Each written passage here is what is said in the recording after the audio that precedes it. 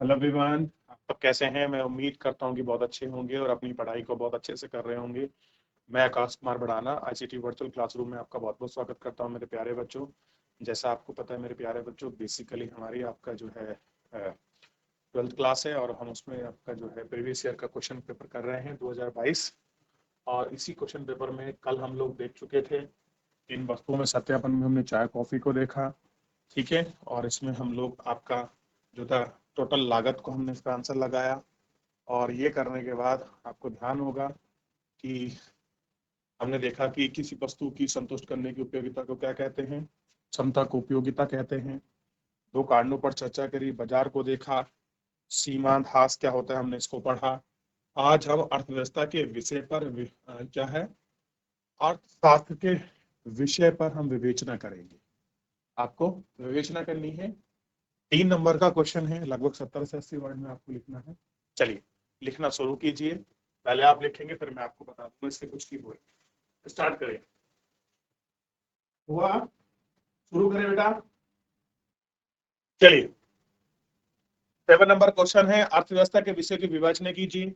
Basically समष्टि और व्यष्टि अर्थशास्त्र दोनों को लिखना है आपको इसमें। क्लियर है। अब मैंने आपको बता दिया, हिंट मैं आपको दे चुका हूं। आप इसको देखिए फिर आगे बढ़ेंगे। अच्छे से आप करिए। और अगर कल का किसी में कोई डाउट हो तो पूछ सकता है। कल जो हमने पिछला पढ़ा है इसमें किसी को डाउट हो वो भी पूछ लीजिए। शाबाश। जैसी पंचोली बेटा, करिए आप सभी। देख लिया। चलिए थोड़ा ध्यान दीजिए किस तरह से लिखना था आपको। आंसर करिए और सबसे पहले व्यष्टि या सूक्ष्म अर्थ व्यवस्था, इसके बारे में आपको बताना था, पहली हेडिंग। दूसरी में आपको लिखना था समष्टि अर्थशास्त्र क्या है इसके बारे में। तो अगर 2 लाइन में आप लिख देते तो मेरा हिसाब से आंसर आपका बन जाता। ठीक है। अब आप मुझे बताइए, व्यष्टि अर्थशास्त्र में आप क्या करते थे। इसमें क्या था, इसमें केवल आप देखेंगे व्यक्तिगत इकाई को अध्ययन करते थे।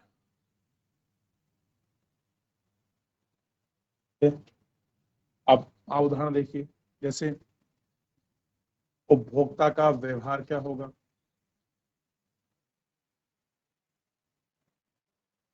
ठीक है। उससे संबंधित उत्पादन के हम प्रोसेस को समझते थे।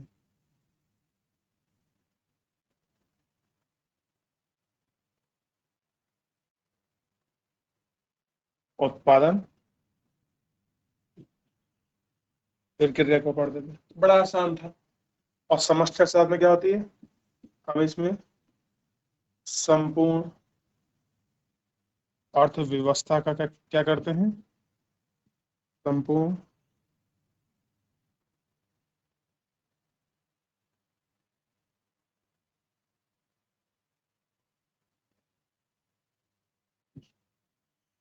संपूर्ण अर्थव्यवस्था का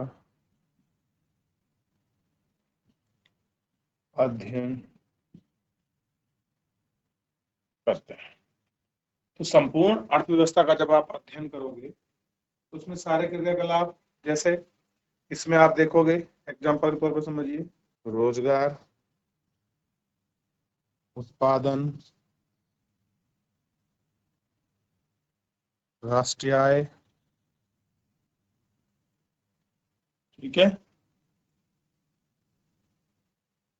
कुल उपयोगिता, या ऐसे कर लीजिए कुल व्यय,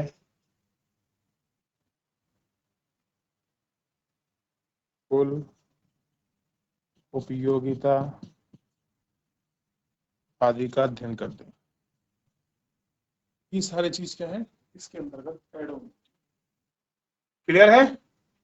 आ गया समझ? तो मैंने पूरा आंसर ही लिखा है, आपको सिनॉप्सिस दिए हैं, इस तरह से लिखते हैं। तो दो है हमारे पास, व्यष्टि साथ समष्टि साथ, दोनों की परिभाषा लिखते, कुछ एग्जांपल लिख देते, दो दो, वो क्या था आंसर। बस यही तो आपको करना था।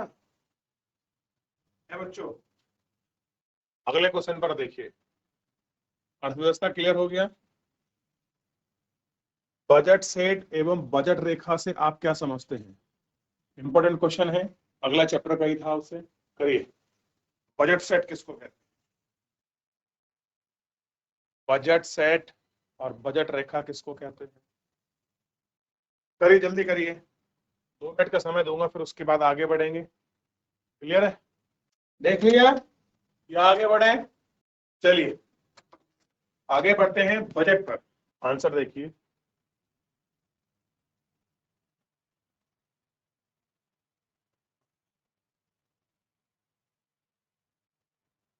उपभोक्ता के लिए उपलब्ध बंडलों को या बंडलों के सेट को, के सेट को बजट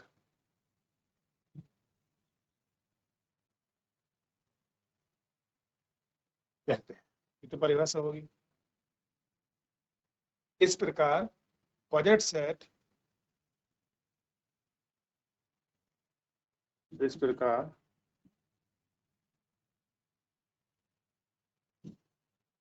बजट सेट सभी बंडलों की संख्या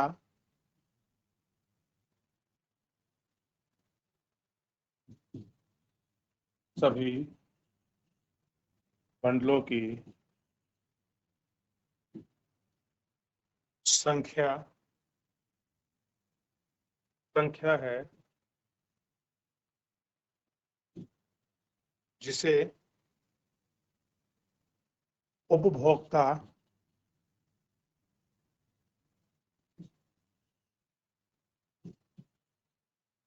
विद्यमान विद्यमान बाजार में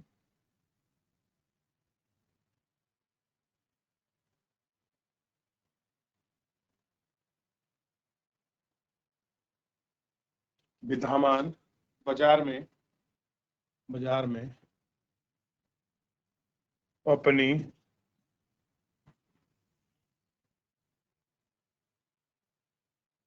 आय से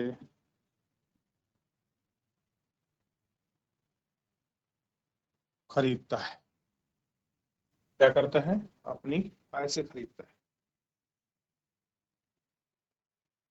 बजट रेखा देखिए, बजट रेखा क्या होती है? कह रहे उपभोक्ता की आय और वस्तु की कीमत,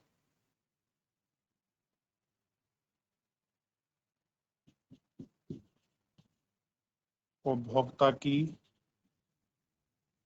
आय तथा वस्तु की कीमत को बजट रेखा या वक्र कहा जाता है। ठीक है, क्या कहते हैं? वही कहा जाता है। लिखिए इसको, जल्दी कॉपी करें, तो उसके बाद मैं आपको ग्राफ बना के दिखाऊंगा।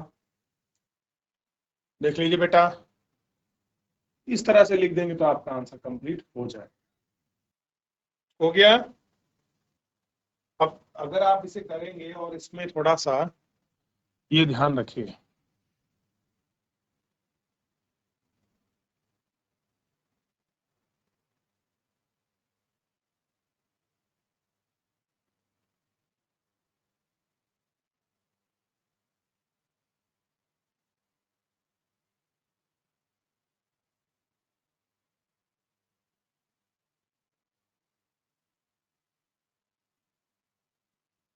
P1 x1 plus P2 x2 equal to m। कोई एक I होगी, वस्तु होगी वन, वस्तु इस तरह से दो वस्तुओं के बीच की बात। ठीक है, ये किसका है? ये ग्राफ है वस्तु का, और ये लाइन किसकी है? I की है। ठीक है, ध्यान रहेगा इतना। नहीं नहीं, उल्टा कर दिया, आयत दो है ना, I एक है, वस्तु दो है। तो ये वस्तु सेकंड का है, लाइन है, और ये वस्तु फर्स्ट की लाइन है। ठीक, तो ये M P2, ये फर्स्ट है और ये सेकंड है, तो M P2 और M P1 आपका बनेगा। ठीक है, ये O एक्सिस पर हो गया, ये X एक्सिस, और ये Y, और ये हो गया I का। इस तरह से बना लीजिए तो और अच्छे नंबर मिलेंगे। जल्दी करें, दोबारा बना के दिखाता हूँ। चलो, एक बार बोल रहे हैं बच्चे, सर दोबारा बनाइए। देखिए, मान लीजिए किसी की इनकम थी P एक वस्तु के लिए, तो P1 इसे कर दिया, और वस्तु थी X प्लस दूसरी आए P2, दूसरी वस्तु X2, तो ये भी X1 और P1, तो I होगी P1 और X होगी वस्तु, और ये किसके बराबर होंगी? दोनों M के बराबर। क्लियर हो गया? देखिए, ठीक, ये X एक्सिस और ये Y एक्सिस, इतना क्लियर है? ये वस्तु 1 और ये वस्तु सेकंड, और तो ये I का है। भाई I का है तो क्या होगा? I से खरीदेगी तो I X1 P1 X1 P2 X2 equal to M, और ये इसका है। देखिए, अब भी मैं उल्टा लिख दिया मैंने, नीचे फर्स्ट हमेशा आएगा और ये हमेशा सेकंड आएगा। तो P2 अब P है और किस पर है? M पर, तो ये P1 M।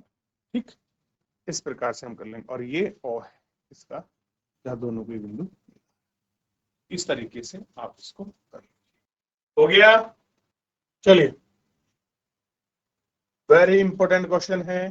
पूर्ण उपयोगिता बाजार किसकी विशेषताओं को बताता है? देखिए, देख लिया? कर रहे हैं बच्चों आप इसे? पूर्ण उपयोगिता क्या है? तो क्रेता और विक्रेता की वह संख्या, क्रेता और विक्रेता की अधिक संख्या, क्रेता और विक्रेता की अधिक संख्या जिसके कारण क्रेता और विक्रेता पर कोई प्रभाव नहीं पड़ता, उसे क्या कहते हैं? क्या उसको पूर्ण उपयोगिता कहते हैं? बताइए। अब आपको इकाइयों में लिखना है कि वस्तु की कीमत से क्या प्रभाव पड़ेगा, मांग अधिक होगी तो क्या प्रभाव पड़ेगा, इस प्रकार से आपको सोचना है। जल्दी करें, लास्ट क्वेश्चन कराऊंगा बस।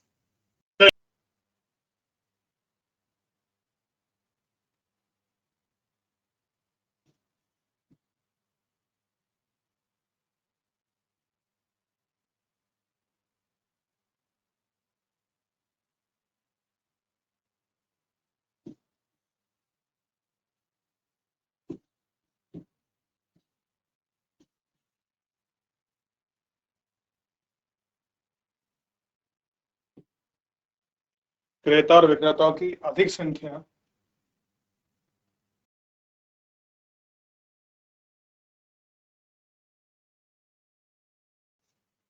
जिसके कारण कोई विक्रेता तथा क्रेता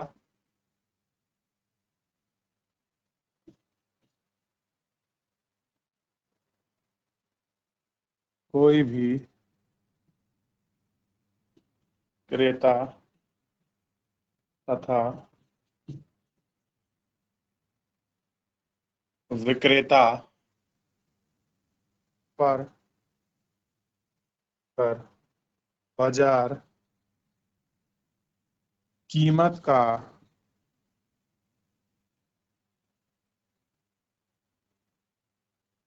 कोई प्रभाव नहीं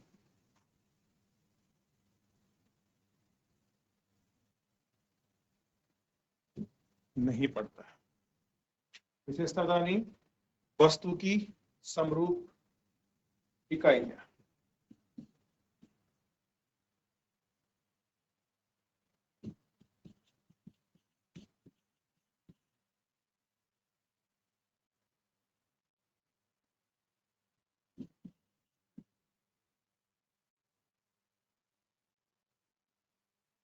समरूप में आपका वस्तु की बेची गई कीमत की बात हो रही है।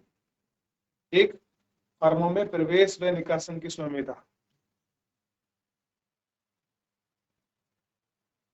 फर्मों में प्रवेश व निष्कासित की स्वतंत्रता। चलिए चलिए ध्यान दीजिए। अगला है सीमांत लागत की तालिका को चित्र सहित बनाइए। बड़ा इंपॉर्टेंट क्वेश्चन है। इन दोनों क्वेश्चनों को आप घर से करके लाएंगे। क्लियर है? तो आप इनको घर से करिए। कोई डाउट, कोई क्वेरी बनती है किसी प्रकार का, आप मुझसे पूछ लीजिए। क्लियर है मेरे प्यारे बच्चों? तो फिलहाल आज के लिए इतना ही। मिलते हैं नेक्स्ट लेक्चर में। धन्यवाद।